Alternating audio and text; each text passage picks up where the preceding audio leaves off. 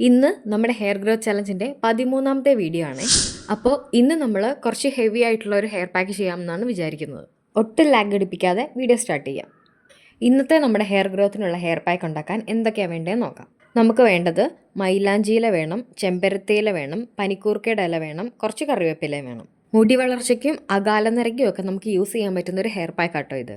നിങ്ങളുടെ മുടിയുടെ നീളത്തിനും ഉള്ളിനും അനുസരിച്ചും ഇതിൻ്റെയൊക്കെ അവൈലബിലിറ്റിക്ക് അനുസരിച്ചും നിങ്ങൾക്ക് ഇതിൻ്റെ ക്വാണ്ടിറ്റിയിൽ മാറ്റം വരുത്താട്ടോ. ഇനി ഇതെല്ലാം കൂടെ നമുക്ക് മിക്സിയിലിട്ട് അരച്ചെടുക്കണം. ഇത് അരച്ചെടുക്കാനായിട്ട് നമ്മൾ കടുപ്പം കൂട്ടി കട്ടൻ ചായ ആട്ടോ എടുക്കുന്നത്. ഒരു ഗ്ലാസ് വെള്ളത്തിലോട്ട് 1 ടേബിൾ സ്പൂൺ ചായപ്പൊടി ഇട്ട് നല്ലപോലെ തിളപ്പിച്ചെടുക്കണം. തണുത്ത് കഴിയുമ്പം നമ്മൾ എടുത്ത് വെച്ചേക്കുന്ന മറ്റുള്ള ഇലകളെല്ലാം കൂടെ കൂട്ടി നമുക്ക് മിക്സിയിൽ അരച്ചെടുക്കാം.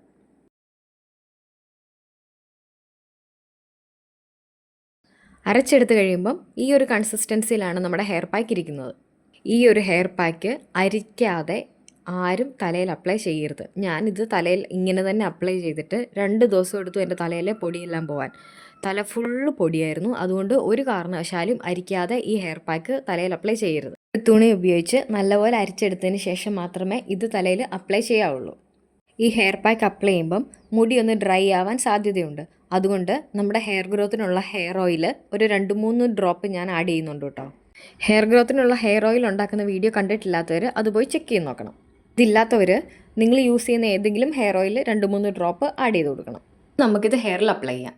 ഒരു ദിവസം ഇല്ലെങ്കിൽ 2 ദിവസം ഗ്യാപ്പ് ഇട്ടിട്ടാണ് നമ്മൾ ഹെയർ പാക്കുകൾ അപ്ലൈ ചെയ്യുന്നത്. ഹെയർ പാക്കുകൾ അപ്ലൈ ചെയ്യാത്ത ദിവസം നിങ്ങൾക്ക് ഹെയർ ഓയിലിങ്ങോ ഹെയർ സെറമോ അപ്ലൈ ചെയ്യാം.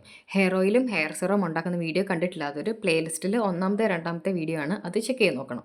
ഓരോരോ പാർട്ടീഷൻസ് ആയിട്ട് എടുത്ത് നമ്മൾ സ്കാൽപ്പിൽ ഫുൾ അപ്ലൈ ചെയ്തിട്ട് ബാക്കിയുള്ളത് നമുക്ക് ലെങ്ത്തിലേക്ക് ഓരോരോ പോർഷൻസ് ആയിട്ട് ലെങ്ത്തും അങ്ങനെ തന്നെ പോർഷൻസ് ആക്കി എടുത്തിട്ട് ആ ലെങ്ത്തിലേക്ക് കംപ്ലീറ്റ് ആയിട്ട് നമുക്ക് അപ്ലൈ ചെയ്ത് കൊടുക്കാം.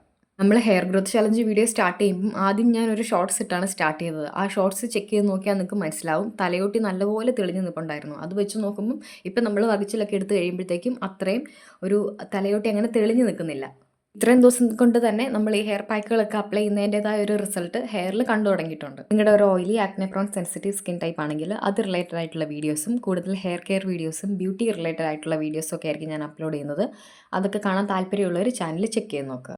പാക്ക് അപ്ലൈ ചെയ്ത് ഒരു 20 മുതൽ 30 മിനിറ്റ് വെച്ച് കഴിയുമ്പം നോർമൽ വാട്ടറിൽ നിങ്ങൾക്ക് വാഷ് ചെയ്ത് കളയാം.